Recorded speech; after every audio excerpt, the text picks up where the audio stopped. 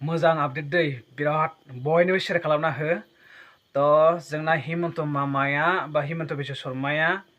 दिनैनि दिनावहाय हिन्जाव माहारिफोरनो बा आइजो माहारिफोरनो मबाइल गंसे गंसे होनो नागिरदों अरुणदयाजों प्लास मबाइल गंसे गंसे होनो नागिरदों थाल ला खिन्थु सोरनिबा हिन्जावफ्रा लानानै खारजागोनबो हिमन्त बिश्व शर्माजों नङा होमबा बिथाङाथ' मबाइल होबाय नङा होमबा आरो दा ओरैबायदि सोरबा मबाइल सेरनो रोंथारै हिन्जावफोराबो दिनै अरुणदया मोनदों नङा होमबा माने मबाइलखौनो जोनोमनिफ्रायनो सेरनो मोनाखै जाय बिथांमोनहा ओरैनो फिसाफोरनियावहाय देखायना होबानो नायो बैफोरबायदि बिथांमोनाबो दिनै मबाइल लानांगौबा माबायदि जागोन नङा होमबा मिनिथाव नङा होमबा दा होगोन ना होआ उननि बाथ्रा दा बिनि सायाव जोङो सावरायगोन जाहैबाय सिगां जेनाखि बिटिआर गभर्नमेन्ट दैदेननायाव बिटिआर गभर्नमेन्टनि जेनाखि दैदेनगिरिफोरा बा बिटिआर सरकार जानाय समावहाय बिटिआरनि माखासे लिडारफोरा हाग्रामा पार्टिनि जेनाखि महिलाफोरनो अरुणदयाफोरखौ होआखै बिनि सायावबो सावरायगोन प्लास माला होगोन मबाइला बेखौ मिथिला खगा दामबाय आरो दिनैनि दिनावहाय दिनै मिटिङाव दामदों आरो क'क्राझारावहाय दामदों आरो माने होगोन होननानै माने मबाइल गंफा होगोन अरुणदयाजों लोगोसे नोंथांमोना मेसेज हाबनायखौ नुनो थाखाय बा खबर लानो थाखाय बेबायदि होदों आरो मोजां बेराफारसे आरो बेराफारसे गाज्रि आरो नोंथांमोना जों सावरायबावनि बेजों लोगोसे जेनाखि थांनाय 5 बोसोरावहाय अरुणदयाखौ बिपिएफ पार्टिनो जेनाखि बिटिआरनि लिडारफोर बा गभर्नमेन्टफ्रा दिनै मा होनो हायाखै बा होआखै होननानै जोङो दिनैनि दिनाव 100% बुंनो हायो बेराफारसेथिं बिथांमोनहा जेनाखि जे आसनिफोर बैयो बोखाव बोसि खालामनायनि जुरै माने बैखौबो होनो हायाखै आरो बेराफारसे माखासे लिडारफोरा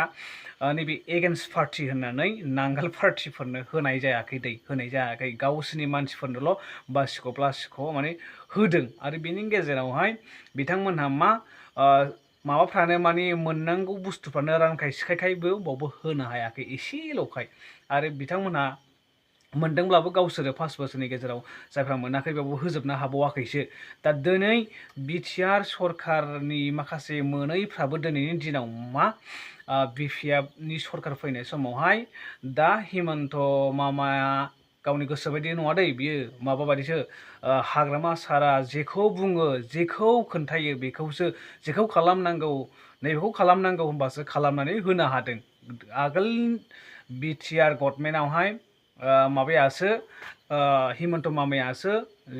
जे मानगोनां प्रमदखौहाय माने हेन्डेल खालामदों दैदेनदों दा दिनैनि दिनाव उल्था हाग्रामायासो हिमन्त मामाखौ दैदेनदों बा सालायदों बा फिदिंनो हादों बेबायदि फिदिंनो हानांगौ आरो दा दिनैनि गेजेरावहाय महिलाफ्रा 3.0 बेसेबांबा माने लाख ना क्रल मोनथाय बे अरुणदयाखौ दिनैनि दिनाव बा मैयानि दिनाव मोननो हाबाय दै मैयानि दिनावहाय मोननो हाबाय 2टा 3टानि गेजेरावहाय अरुणदयाखौ साफा सोनानै होजोबदों आरो जोबोद मोजां आरो दिनै माखासे बा बै इउपिपिएल सरकार दैदेननायावबो माखासे गावसोरनि मानसिफ्राबो अरुणदयाखौ मोनजोबाखैमोन खालामनो होजोबनो हायाखैमोन दिनैनि दिनाव बिटिसि सरकार फैनाय लोगो लोगो बिथांमोनहा बैफोर मोनैफ्राबो दिनै मोनजोब्बाय आरो जेनाखि बिटिसि जेनाखि गभर्नमेन्टजों नांथाबनाय बा नांगाल पार्टिजों नांथाबजानाय बा नांथाबनाय बिथांमोनाबो दिनैनि दिनाव माने प्लास मोनफाजोब्बाय आरो दा जोबोद मोजां सिस्टेम जाबोगासिनो दङ नोंथांमोनहा बिटिसि गभर्नमेन्टखौबो बांद्राय गाज्रि होननानैबो बखिनो हाया दिनैनि दिनावहाय मा बुस्थु लाबोगासिनो दं नोंथांमोनहा खोनाबोगासिनो दंखायो नङा होमबा आरो बेजों लोगोसेनो जोंहा गिर्जाफ्रावबो चार्चफ्रावबो मन्दिरफ्रावबो जोंना वाल लुनो हानाय थिं बोरायदोंबा थिं मोननो हानाय जेनाखि बेफोरबायदि माबाफ्रा फैगासिनो दङ होमबा आसाम दर्शन बैफोर माखासे स्किमफ्रा माने फैगासिनो दङ दा दिनैनि गेजेरावहाय जोङो खोनाबोबाय आरो बेजों लोगोसे नोंथांमोनहा मा मोनलांबावगोन उननि खोथायावसै आरोना खिन्थु सिगांनि जेनाखि बिटिआर गभर्नमेन्ट बिथांमोना जेबो होनो हायाखै आरो ना गावसिनि होनो हादोंब्लाबो गावसिनि मानसिफोरनोल' सायख' होदों माने फुल होजोबनो हायाखै एबार नैबेवहायबो माने मोनजोबलांगोन होननानै बुंदों आरो लासैनो आरो ना खिन्थु दैज' थानांगोन दै रायजो राजाफ्रा बियो आरो दा सिगां समावथ' नोंथांमोना मिथिखायो नङा होमबा हेमन्त मामायासो दैदेननाय ओमफ्राय मा होनो प्रमदखौहाय बेबायदि आरो ना थ' दा हाग्रामायासो मा हेमन्तखौ डाइरेक्ट माने हेन्डेल खालामगासिनो दं ओरै खालामनांगौ ओरै खालामनांगौ होननानैहाय आरो ना थ' बेनोसै आरो दिनैनि माखासे आपडेटफोरा थ' भिडिअखौ मोजां मोनोबा लाइक शेयार कमेन्ट खालामदाबाव दिनैसो गोदानबा अननानै चेनेलखौ साबस्क्राइब खालामना गालांबाय thank you bye bye all the best